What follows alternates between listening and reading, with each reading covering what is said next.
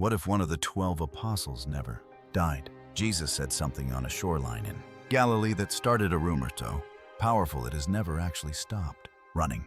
He looked at one man, one specific man, and said, "If I want him to remain alive until I come again, what is that to you?" And for nearly 2,000 years, people have been asking the same question. Did he mean it literally? Because here's what's strange. Every single apostle has a death story. Peter crucified upside down, Thomas speared in India, James executed by the sword, Bartholomew flayed alive. One of them, except John the Apostle, no martyrdom account, no verified moment of death, no Roman record, no eyewitness to his final breath. Just silence. And one ancient phrase, he sleeps. That's it. Now, here's where the timeline breaks, because the man this rumor is built around lived through things that should have killed him. He survived a Roman execution. He outlasted every person who ever walked beside Jesus Christ. He wrote the final book of the Bible from an island prison in his 90s, and somewhere between that shoreline and the silence around his death, something in this story doesn't close. Before we go further, hit like and subscribe, because some timelines were never meant to be followed this far. So let's walk the timeline beginning to end, the detail hiding in plain sight. Let's start at the cross, because there's something here most people have never been shown. It's 30 AD. Jesus is dying on a hill outside Jerusalem called Golgotha, and 3 gospel writers record who was watching. Mark mentions a woman named Salome standing faithfully in the crowd. Matthew places her at Calvary too. But John's own gospel, written in his own words, describes Jesus' mother standing near the cross alongside a woman he calls only her sister, no name, just her sister. Now lay those 3 accounts side by side and ask yourself, what if Salome and this unnamed sister are the same woman just described from different angles? Because if they are, that means Salome was Mary's sister, which means John was Mary's nephew, which means he wasn't just a disciple who happened to be trusted. He was family. The reason Jesus looked down from the cross and said, "Behold your son, behold your mother," and trusting his mother too. John's care may not have been purely symbolic. It may have been deeply, practically personal. Mary was already John's aunt, and Jesus was possibly his cousin. That is a detail most Sunday school lessons quietly skip over. And it's the first clue that John's relationship to Jesus was unlike anything we usually imagine. Hold that thought, because everything else in this timeline builds on it. Before the thunder. Now let's go back even further, because to understand who John becomes, you have to understand who he was at the start. If John was born around 6 AD, he was probably a teenager, maybe early 20s, when Jesus called him away from his fishing nets around 26 AD. Most people picture John as a poor boy from a dusty lakeside village, but that picture isn't accurate. His father, Zebedee, ran a fishing operation large enough to employ hired workers. John didn't come from poverty. He came from stability, a family business, future options. And he walked away from all of it by 27 AD. John is moving through the towns along the Sea of Galilee, Capernaum, Bethsaida. Archaeologists have actually uncovered first-century fishing tools, basalt, stone houses, and synagogue remains in this exact region that match the world the Gospels describe. The geography is real. The economy is real. This is confirmed history. By 28 AD, John is formally appointed as one of the 12 disciples. But here's what I need you to understand before we go further. The version of John most people carry around is incomplete. He was not quiet. He was not gentle. He tried to shut down a man casting out demons in Jesus' name, simply because the man wasn't part of their group. He and his brother James looked at a Samaritan village that had rejected Jesus and asked completely, seriously, "Lord, should we call down fire from heaven on them?" And both of them have the audacity to ask Jesus if they could sit at his right and left hand in the kingdom. That is not humility. That is ambition dressed up in religious language. Jesus saw it, and he gave them a nickname, Boanerges, sons of thunder. Not a compliment, a diagnosis. These were impulsive men, quick to judge, slow to understand. This matters, because what John becomes by the end of this timeline is only extraordinary if You understand how far he had to travel. To get there, the inner circle. By 29 AD, something is shifting. Jesus begins drawing John deeper, not just into the crowd of 12, but into an inner circle of 3, Peter, James, and John, the ones who go further. John is in the room when Jairus' daughter is raised from the dead. He is on the mountain when the transfiguration happens, when Moses and Elijah appear alongside Jesus in blinding light, and a voice comes from heaven. Most people read past this moment, but it's worth slowing down for. Moses represents the law. Elijah represents the prophets. And there, between them, Jesus, in the framework of Jewish theology. This is not just miraculous. It is a declaration. He is the one the law pointed toward, but could never produce. The one the prophets predicted, but never lived to see. The rescue plan, the diagnosis was always waiting for, because the law was never meant to save anyone. It was meant to show us what was required and show us that we could never meet that standard, not consistently, not completely. But he could, and he alone could bear what we owed and rescue those who put their trust in him. That is what the Transfiguration is, quietly announcing from that mountain. And John is standing there watching it happen, still learning, still growing, but closer now than almost anyone alive. The road to the cross. It's 30 AD, the final week. John and Peter are sent into Jerusalem to prepare the Passover meal, a gathering that will later be remembered as the Last Supper. They gather in a borrowed upper room on the western hill of the city, what tradition now calls Mount Zion. A table, 12 men, and a meal about to change the meaning of everything. At that table, John reclines close, enough to Jesus to quietly ask him who the betrayer is. In first-century dining culture, reclining beside the host and speaking quietly was completely normal. John isn't being dramatic. He's doing what anyone would do if they had that kind of access. The holy sites of the biblical world, monks and pilgrims flooded into the region. And the mountain that became venerated as Sinai, the one where St. Catherine's monastery was eventually built, was a mountain in the peninsula that today bears the name Sinai Jabal Musa, Mount Moses in Arabic. But here's the problem that scholars have been wrestling with ever since. At the time, Helena's pilgrims were identifying these sites. But the actual Sinai Peninsula was a Roman province. It was politically accessible, geographically convenient, and already home to Christian monastic communities.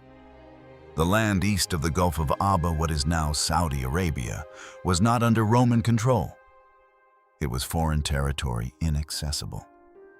In other words, even if the real Mount Sinai was in Arabia, the Romans couldn't get there. So they placed it where it was convenient, where it was safe, where their pilgrims could visit. And that decision, made in the 4th century for entirely practical reasons, has shaped our understanding of one of the most important events in human history ever since. Now, to be fair, there are serious scholars who stand firmly behind the traditional location. The archaeological work done around Jebel Musa in the Sinai Peninsula is substantial. The ancient monastic tradition is powerful. St. Catherine's monastery, built in the 6th century, sits at the base of this mountain and has been continuously inhabited for nearly 1,500 years, making it one of the oldest functioning monasteries in the world. The monks who have lived there across the centuries maintained careful records, oral traditions, and a living connection to the site. And then there are scholars in the middle, researchers who suggest neither of these mountains is the correct location, pointing instead to sites in the southern Negev Desert in modern Israel, or to volcanic peaks in northwestern Arabia associated with the ancient land of Midian. What everyone agrees on is this: the debate is real, the stakes are enormous, and the answer, when it finally comes, will reshape our understanding of antiquity, our archaeological evidence. It's time to hear what the earth is hiding, because this is where the debate gets genuinely fascinating and genuinely complicated. Here's the first thing you need to understand about archaeological evidence and the Exodus story. The absence of evidence is not the evidence of absence. This sounds like a cliche, but in this specific case, it is a critical scientific and methodological point.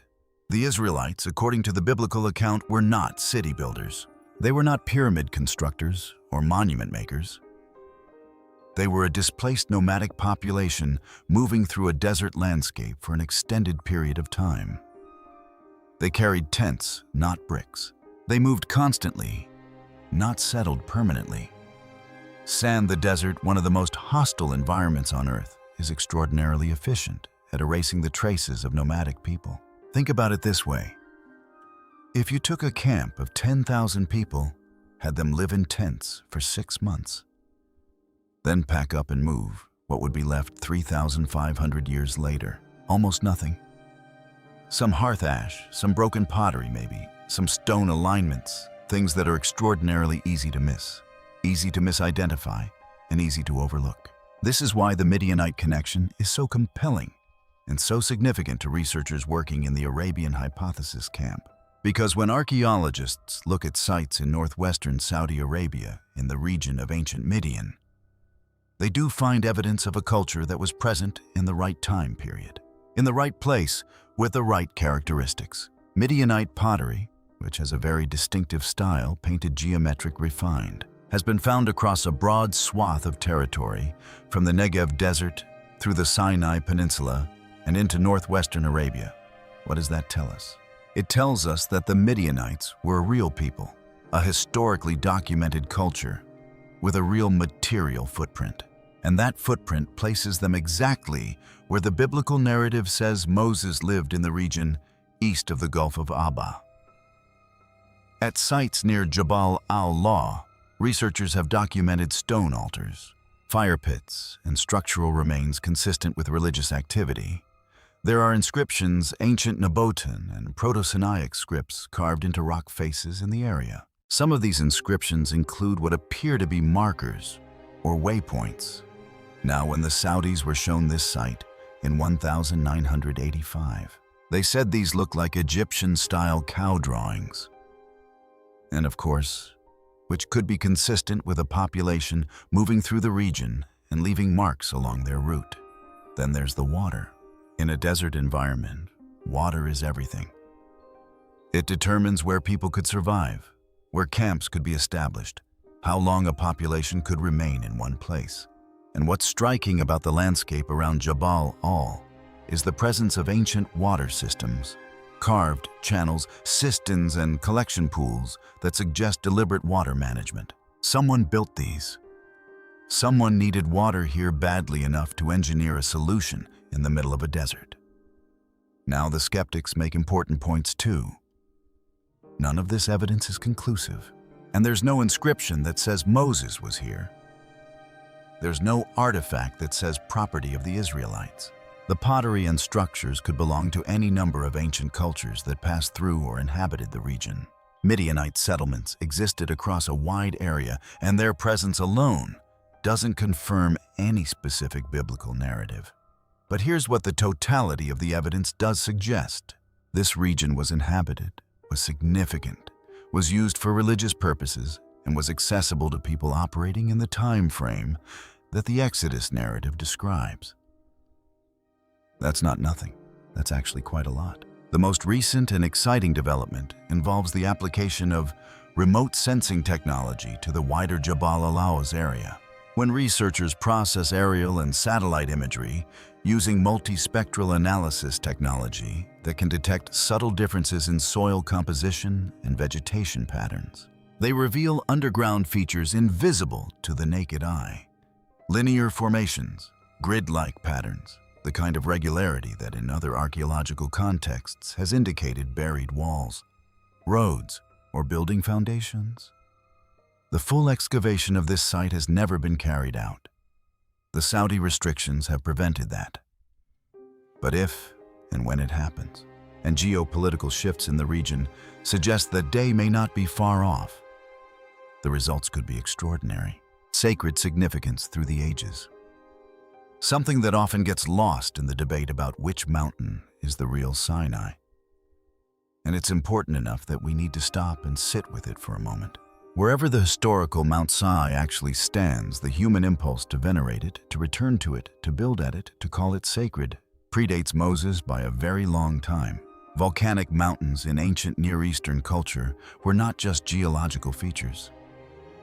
They were thresholds, portals, places where the boundary between the human world and the divine world was thin enough to cross. The ancient Semitic people who inhabited the Arabian Peninsula and the surrounding deserts had a name for the divine presence they associated with volcanic peaks. Some scholars have linked the very name Sinai to sin, the ancient Mesopotamian moon god, suggesting that this mountain was considered sacred long before any Israelite ever set foot near it.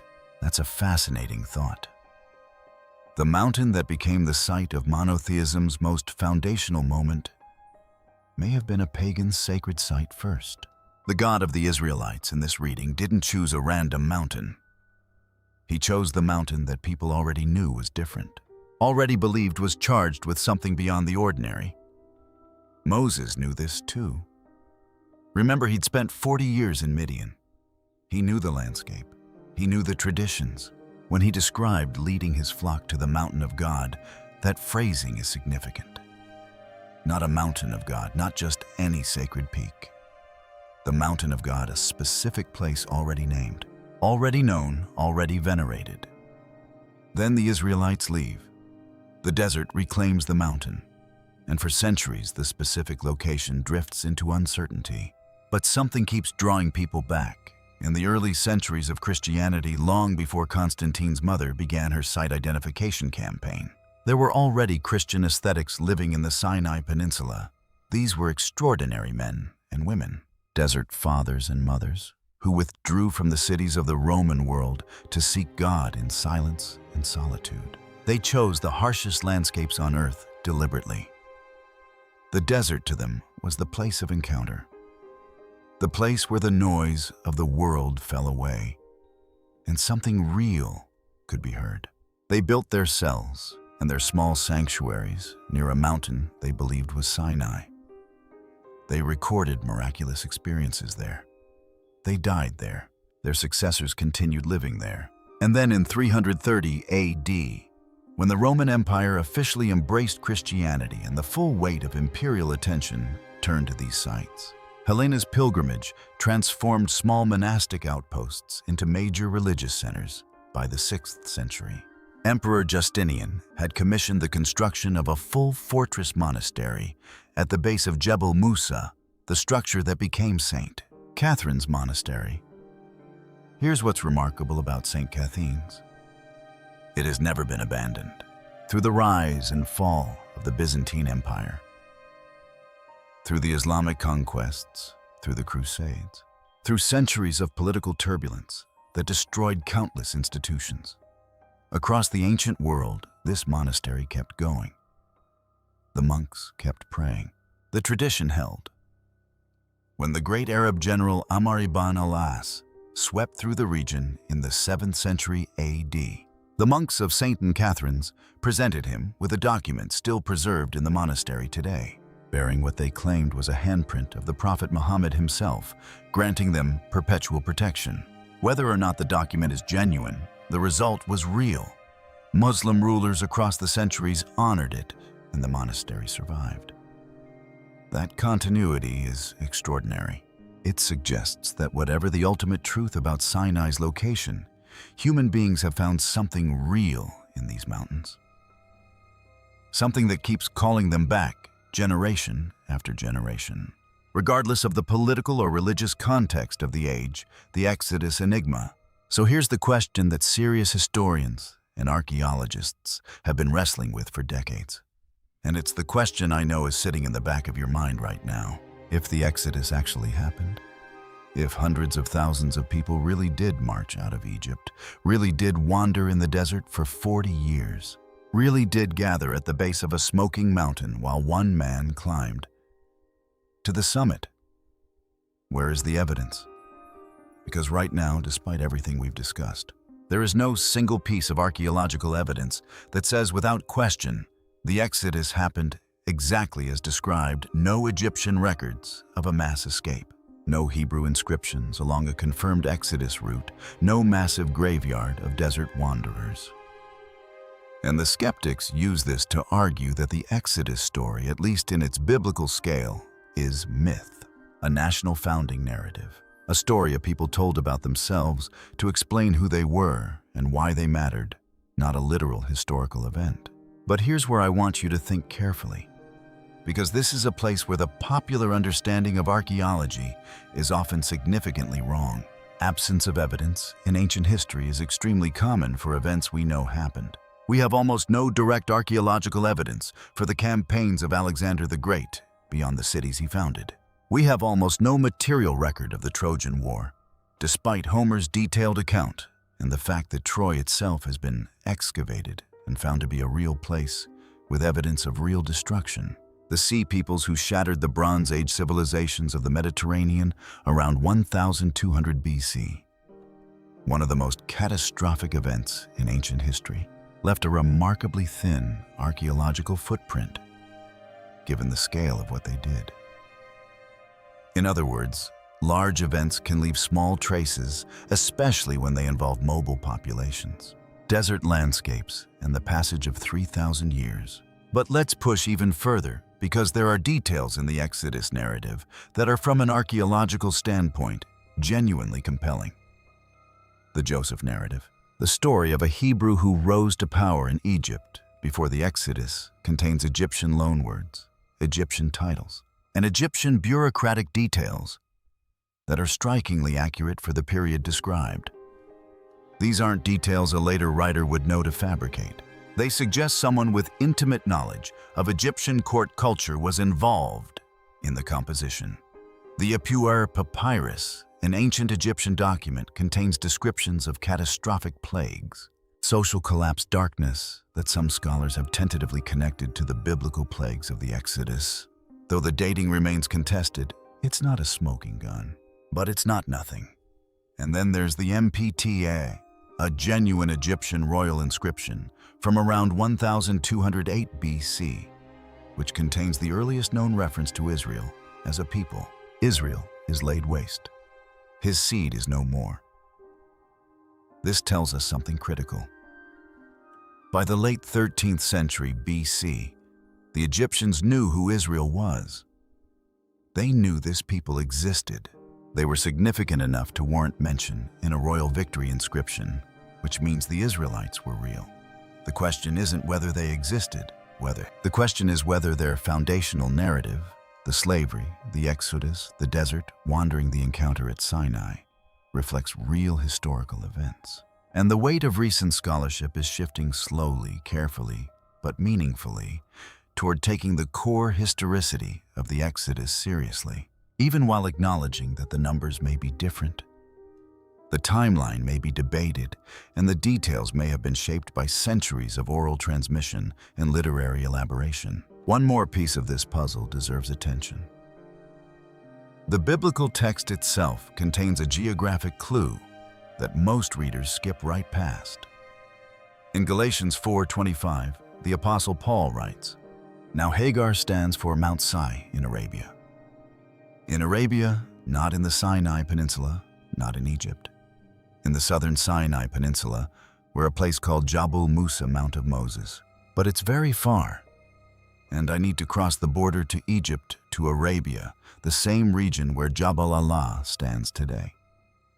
Paul was writing in the 1st century AD. He had access to traditions oral, written community held that were far closer to the original events than we are. And he located Sinai in Arabia. That single sentence has launched 1,000 research projects, and it's still launching them today. The sands of the desert have held their secret for 3,500 years. Mount Sinai still stands silent, enigmatic, just beyond our reach. Drones sweep the peaks. AI scans probe beneath the ancient stone, scholars argue. And somewhere buried under centuries of dust, the truth waits. Patient, unbroken, unclaimed. The question is not whether we will find it, but what will happen when we do.